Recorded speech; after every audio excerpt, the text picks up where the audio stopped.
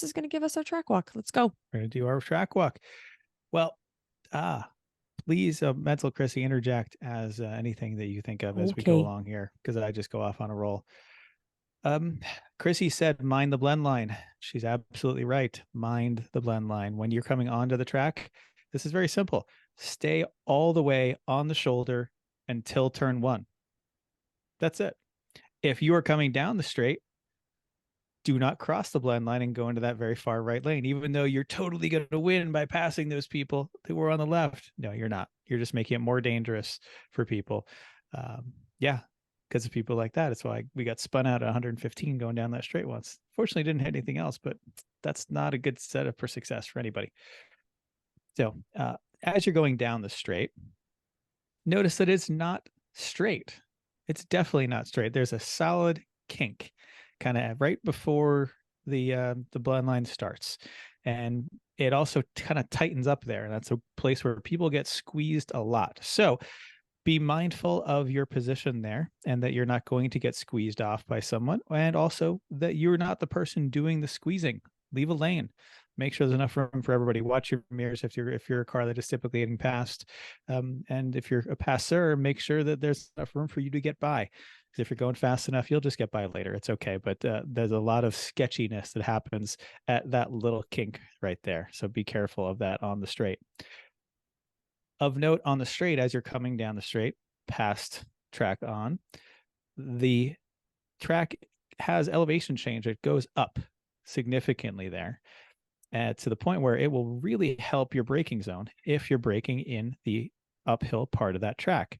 But then also note that it goes away right around the one board or a little after the one board and actually starts to go downhill. So all that nice traction you've had as you're going up the hill, you lose as you crest it past the one. So you're going to have to watch your braking pressure for that as you're there past one.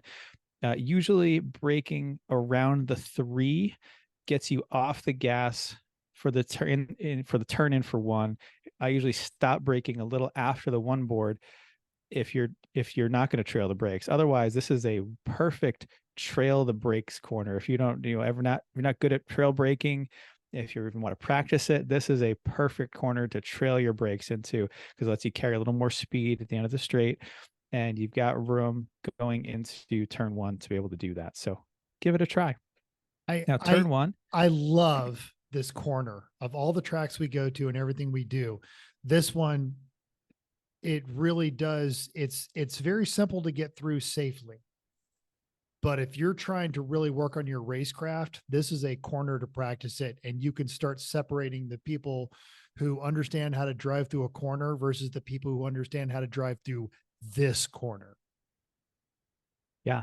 And this corner flows into the next ones. So that you have to be careful about that too. There's also a pretty big curb on the inside of one that people get kind of pushed up onto all the time because they stuck their nose into the inside of someone who didn't know they were there. So just be mindful of that. All right. 1, as you turn it initially, it is off camber. So you're not going to have the traction you think because you're going down and off camber. But as you kind of get through the turn and past the apex, you get that camber back. So you will get more traction in. So I like to, if you can, trail the brakes in just a bit, power on your way out. Your track out on this is basically the end of the left side curbing.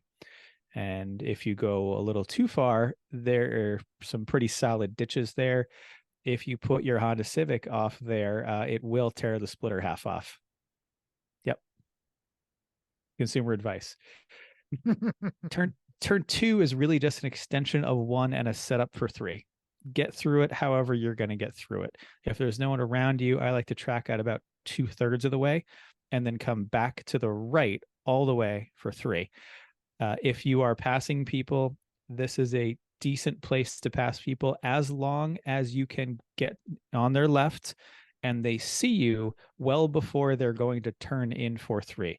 Too many people try to make that pass there and can't get up far enough, and the person that they're passing never sees them because they're looking down the track and turns into them. And that's the passing car's fault for not making themselves making sure the other car's aware of them. Presenting is the phrase. Presenting, that's a good one. Yes, that's a great one. Yeah, so just be mindful of that if you're passing, because it's a good spot. Turn 3 is a pretty standard 90-degree left. There is a very important flag station, though, on the inside of turn 3. It tells you what's going on around the other side because you can't see it. So keep an eye out there.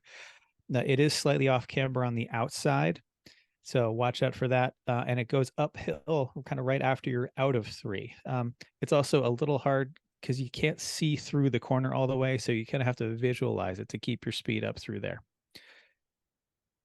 Turn 4 is the very tight hairpin by the parking lot that you drove through when you came in. It's also called the clubhouse turn.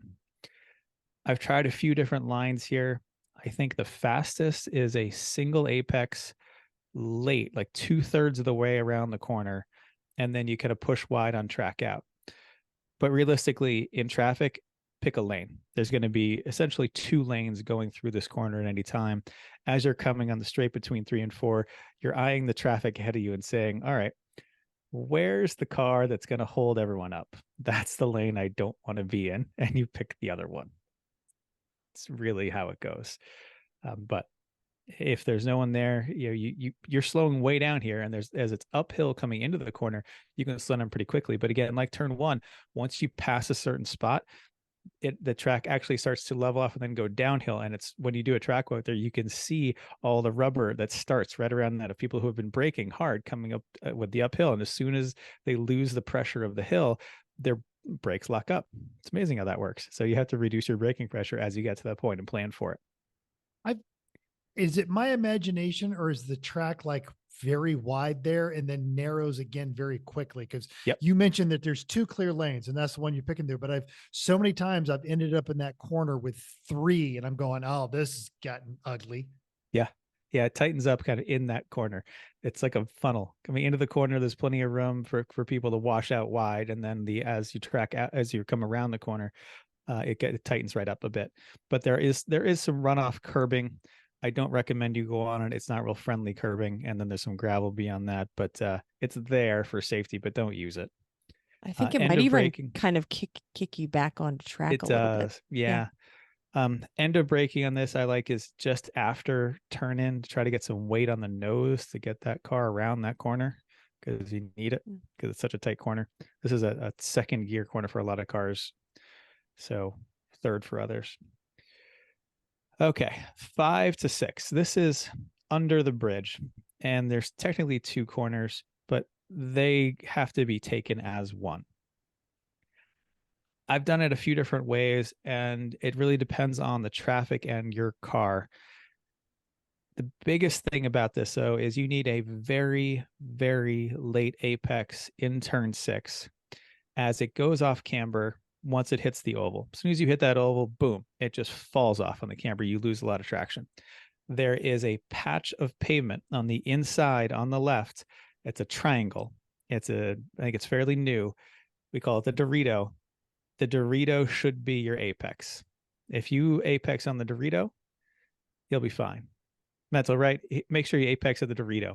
And all always is well there. And once I've heard the Dorito from him twice, and then suddenly I saw it. Now you can't unsee it. So if you get a chance, go out there and visually acquire the Dorito. It's obvious once it's there.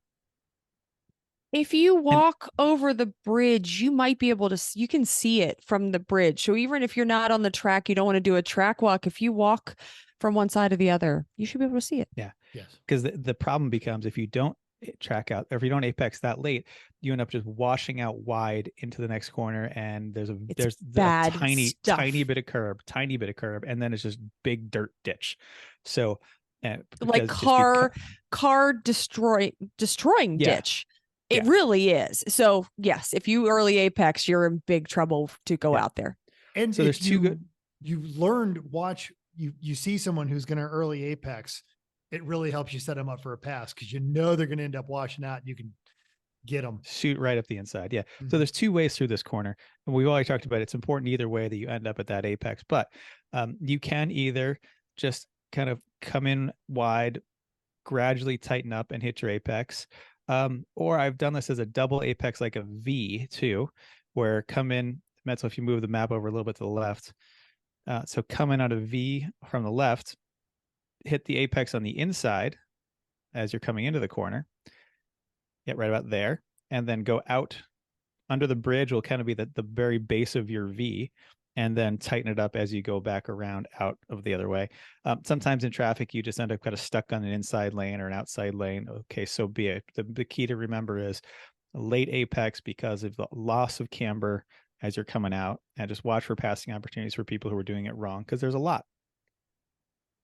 It's really only a two car lane track there. So you may just take a terrible line and go on the outside if you know that you're going to be able to get a better line getting out of there. And as you're going to get to say, the track opens as soon as you get onto the different set of track, the different tarmac. So good. Yep, you're going onto the stock car oval there, and it widens out. You can have 4 cars there. There's all kinds of room there for people. But then it all funnels down back as you hit turns 7 and 8. This is the top of the oval.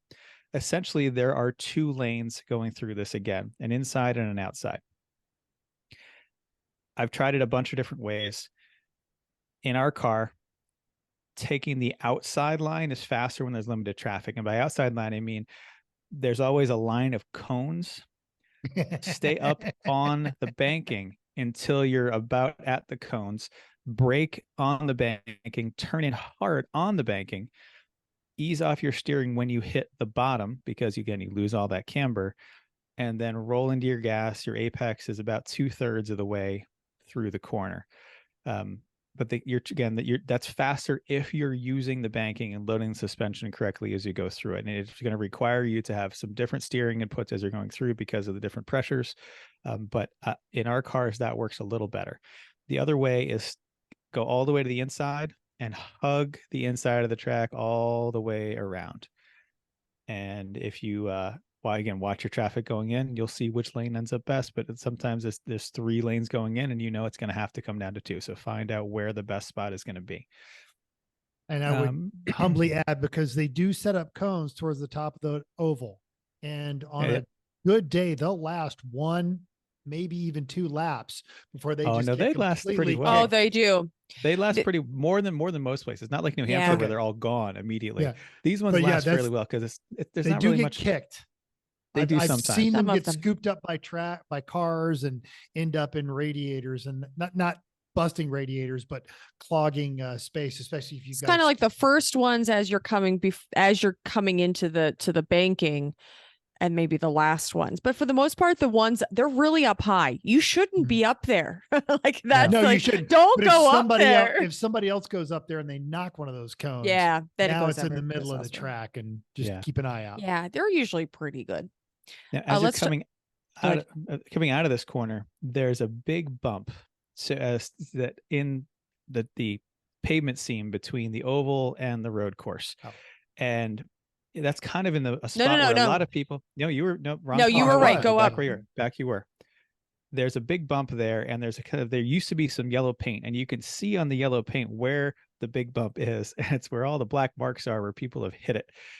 So my recommendation is, as you're coming out of this, either stay all the way tight to the grass until it straightens out, or you skip over the next lane over and go into the 3rd lane as you're coming out, because then you avoid the really big bump that's there. And once you have driven over all 3 of those lanes and you see it, you're gonna remember that. Or you hit this. Or somebody squishes you and they decide to go 3 wide, and you all of a sudden decide that you have to hit that bump. You will not do it again. You're gonna cringe. You bad. will. It's not. This is not car crushing, but it's still hurts. Jarring. A lot of times, it hurts your soul. Yes, it does. If I'm getting pushed wide there, I just open up and go further left and kind of go out towards the wall just to not hit that bump. It's not really any slower. Point for the star and Thompson. Usually at that point, it just gets you out there. Yep. That's on the track wall. You should probably say that, because there's a lot of good visuals when you're, especially to make sure that you're looking up and looking down the track. It says Thompson with a big on the inside of that wall. And so there's a star at the start of Thompson. That's the spot. And when you see it, you'll remember it. Mm-hmm. Okay. Turn 9. This is coming off of the oval into the chute. The way I see most people do this is they brake before the pavement change and slow down as they're coming into the chute. Tempting. It's so tempting. I know. There are 2 lanes on this, inside and outside. But the way it works best in our cars, if you clip the apex at the edge of the oval where it leaves on the inside. And then once you're over the bump, then brake in a straight line heading towards the hill and the parking lot. And if you're lucky, the anal trailer will be there. That was a great reference point. There's also a wonderful corner station right on the kind of outside of that corner. That's important so you know what's happening going on in the chute. So I know you're going to want to brake before the bump. If anything, if you're super tempted, then fine, maybe lift a little. Okay. But you usually can get it done by getting over the bump, let the car settle, brake hard in a straight line. That will set you up for the next left into, diving turn. So it's part of the chute. It's left in the chute, and then you have to go right into diving turn. So brake in a straight line, stay left. And when I say stay left, I mean, do not track out. You brake in a straight line, make your left turn, and then end up along the left side of the track between 9 and 10. And when you get this right, you'll feel it immediately, but recognize that no one else is going to. So if you're running up on someone you're trying to pass, and you're not going to touch your brakes for a second, keep in mind they might. So be prepared for people to do exactly what Chris just told you not to do. Yeah. I'm trying to give you the best way and also what's usually going to happen. So, again, turn in, late enough that you're parallel with the track between 9 and 10, because it's setting yourself up for 10. Because the end of 9 doesn't matter. The start of 9 is what matters. That's where you're carrying speed off the oval. The end is just setting you up for 10. So, yeah. So 10 diving turn. This is a setup corner for 11, mostly. It's a 90-degree right off camber downhill. So it's all kinds of bad things that are going on there. You can get through it too wide. You can pass people there. That's okay. You're going to track all the way out after 10. If your car is on the slower side, you may not need to brake. If you do need to brake, it'll be right around the end of the curbing on the left-hand side as you're coming out of 10. And, in medium speed cars, I think just a brush of the brake is probably all you need to set the nose, because you're going to go out then into 11, which is just a setup for the straight. And when you're in 10 looking toward 11, it looks like there's not much. You can't see through the current torn. It doesn't look like there's a lot of places to go. There's lots of room there. So after you lift or maybe touch the brake at the curbing for 10, ease back into the gas, start your right turn toward the apex for 11. And really, you can carry a lot of speed that you don't think you can. And there's a lot of track on there. Plus, 11 starts to go uphill, which is going to compress your suspension and give you more grip. So even if you're understeering as you're starting your turn for 11, it's going to catch once the track starts to go up. The other part of that, though, is what goes up must come down.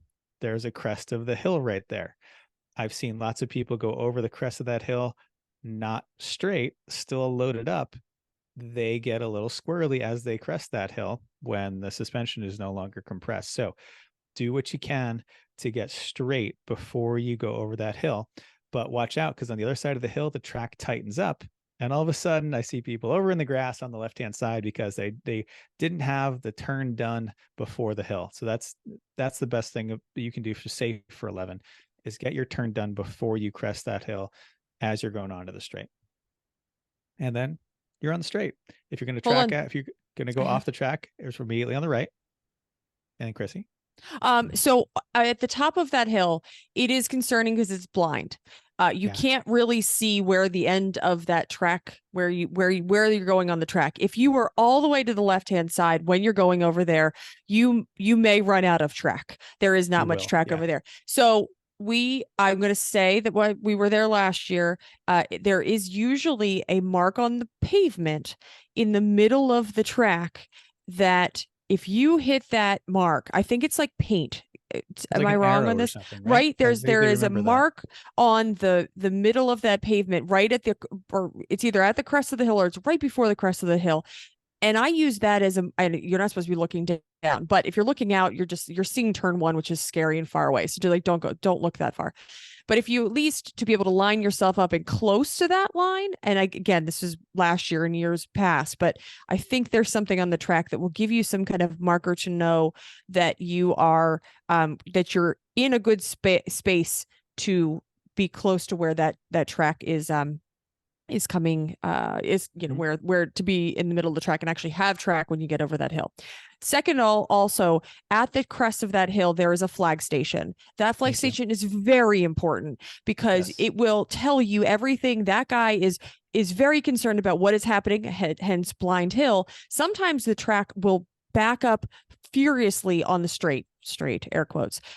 You can't see that, and you may have stopped traffic right on the other side. So every flag station is important. There's a lot of kind of blind places in this track that the flagging stations are going to fanatically tell you if there is something wrong, and you need to keep your eyes up and watching every flag station. But this is one that's very important because it does stack up there.